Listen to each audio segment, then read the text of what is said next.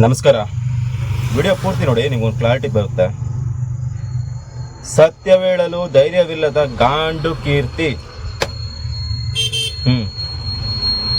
ಯಾಕೆ ಅಂತ ಹೇಳ್ತೀನಿ ಕೇಳಿ.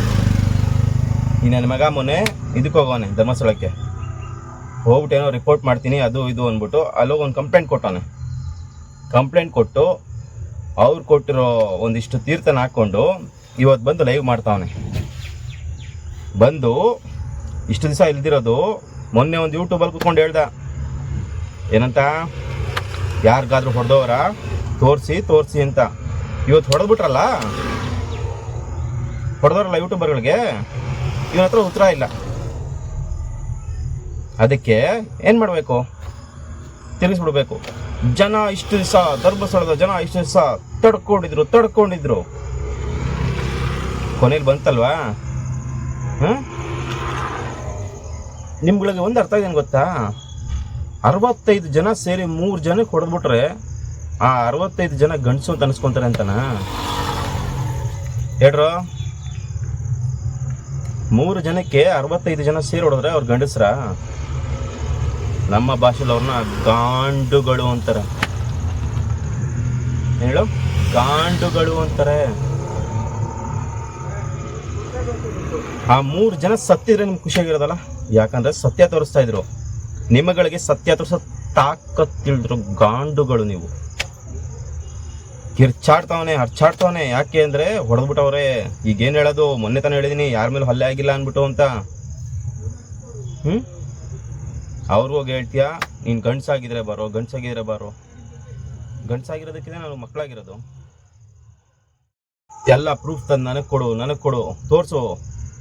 ಕೊಟ್ರೆ ನೀನೇನು ಮಾಡ್ತೀಯಾ? ನೀನೇ ಅವ್ರನ್ನೆಲ್ಲ ತೊಗೊಂಡೋಗಿ ನೇಣಾಕ್ಬಿಡ್ತೀಯಾ? ಆಗುತ್ತಾ ನಿನ್ನ ಕೈಲಿ? ಬಕೆಟು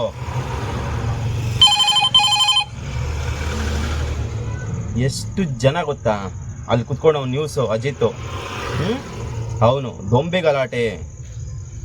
ಇನ್ನು ಮೇಲಿಂದ ನಿಮಗೆ ಯೂಟ್ಯೂಬಲ್ಲಿ ಸತ್ಯ ತೋರಿಸೋರು ಯಾರು ಇರಲ್ಲ ಅಲ್ಲಿ. ಎಲ್ಲ ಇವ್ರುಗಳ ಪೇಮೆಂಟ್ ಗ್ಯಾರಂಟಿಗಳ ನಿಂತ್ಕೊಂಡು ಇಲ್ಲೇನು ಸಿಕ್ಕಿಲ್ಲ, ಭೀಮಾ ಊರು ಬಿಟ್ಟು ಓಡೋದಾ, ಇವರೇ ಸಾಯಿಸ್ಬಿಟ್ಟು ಬೇಕಿದ್ರೆ ಭೀಮಾ ಊರು ಬಿಟ್ಟು ಓಡೋಗ್ಬಿಟ್ಟು ಅಂದ್ಬಿಡ್ತಾರೆ. ಇವ್ರುಗಳಿಗೆ ಗತಿ ಅಂದರೆ ಈಗ ಎಲ್ಲ ಕೇಳ್ತಾರೆ ಗೊತ್ತಾ, ಸಮೀರ್ ಅಂತ. ಅವನ ಆಚೆ ಬಂದರೆ ಅವನ ಗತಿ ಏನಾಗ್ಬೋದು ಅಂತ ಯೋಚನೆ ಮಾಡಿ.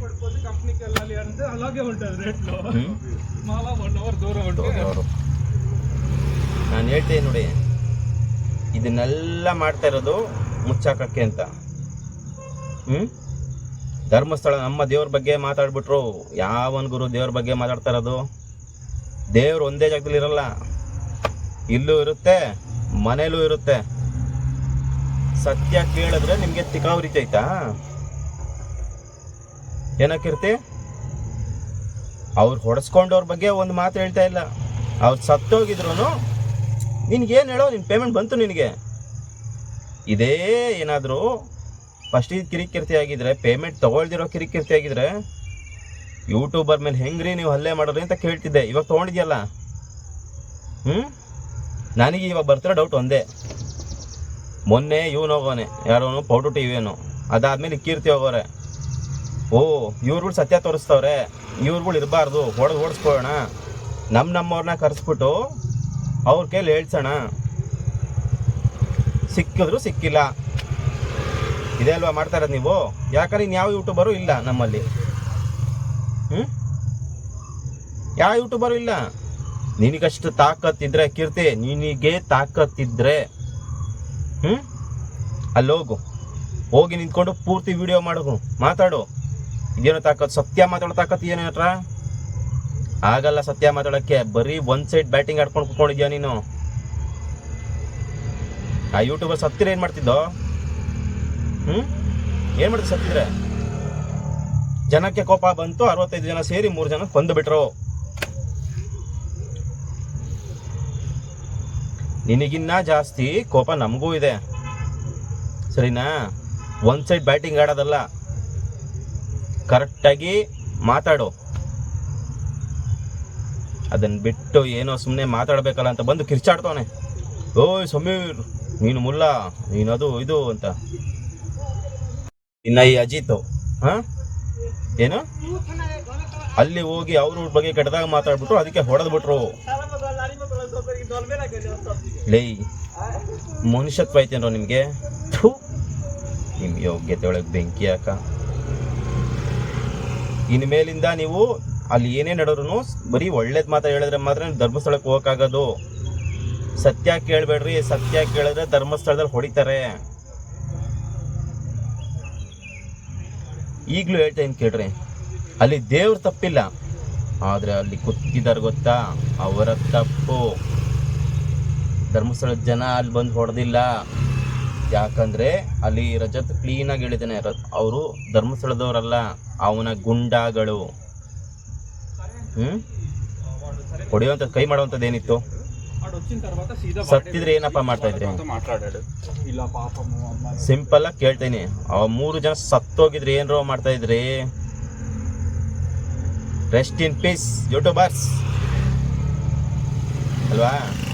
ಯಾಕಂದ್ರೆ ಅದು ಬಿಟ್ರೆ ನಮ್ಮ ಕನ್ನಡದಲ್ಲಿ ತಾಕತ್ತು ನರವಿರೋ ಯೂಟ್ಯೂಬರ್ಗಳಿಲ್ಲ. ಇದ್ದವರೇ ಅವ್ರುಗಳು. 4-5 ಪೇಜಲ್ಲಿ ಮಾತ್ರ ಧೈರ್ಯ ಮಾತಾಡೋ ತಾಕತ್ತಿರೋದು. ನೀವುಗಳೆಲ್ಲ ಯಾರನ್ನ ಫ್ಯಾನ್ಸ್ ಅಂದ್ಕೊಂಡು ಓಡಾಡ್ತಿರೋ ಗೊತ್ತಾ? ಅವ್ರುಗಳಿಗೆಲ್ಲ ಸತ್ ಮೇಲೆ ರೆಸ್ಟ್ ಇನ್ ಪೀಸ್ ಅಂತ ಹಾಕಕ್ಕಷ್ಟೇ ಬರುತ್ತೆ. ಯೂಟ್ಯೂಬರ್ಗಳಿಗೆ ಹೊಡೆದವರೇ ಒಂದು ವಿಡಿಯೋ ಮಾಡೋಕ್ಕಣ ಅನ್ನೋಷ್ಟು ಮಿನಿಮಮ್ ಕಾಮನ್ ಸೆನ್ಸ್ ಇಲ್ಲ ಯಾರಿಗೂ. ಇದರಲ್ಲಿ ಕನ್ನಡ ಯೂಟ್ಯೂಬ್ ಕಮ್ಯುನಿಟಿ ಅಂತ ಬೇರೆ. ಬೇರೆ ತೆಲುಗಲ್ಲಿ ಮಾತಾಡ್ತಾರೆ, ತಮಿಳಲ್ಲಿ ಮಾತಾಡ್ತಾರೆ, ಹಿಂದಿಲಿ ಮಾತಾಡ್ತಾರೆ. ನಿಮಗೇನಾರು ಬಂದಿರೋ ಸಾವು ಮಾತಾಡೋದಕ್ಕೆ? ಏನು ಸಾವು ಬಂದಿರೋದು ನಿಮಗೆ?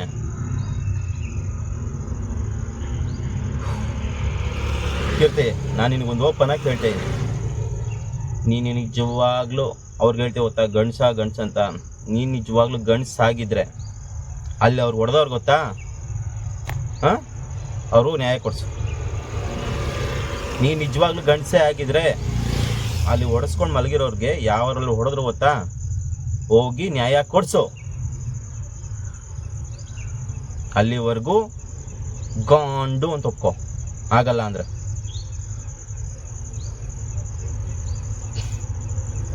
ಜನರೇ, ನಾನು ಈಗಲೂ ಹೇಳ್ತೀನಿ ಕೇಳಿ, ಅವರೆಲ್ಲ ಸೇರ್ಕೊಂಡು ನಿಮ್ಮನ್ನು ಮಬ್ಬು ಮಾಡ್ತಾ ಇದ್ದಾರೆ. ಇದರಿಂದ ಆಚೆ ತರಕ್ಕೆ ನೋಡ್ತಾ ಇದ್ದಾರೆ. ಸೊ ಥಿಂಕ್ ಮಾಡಿ.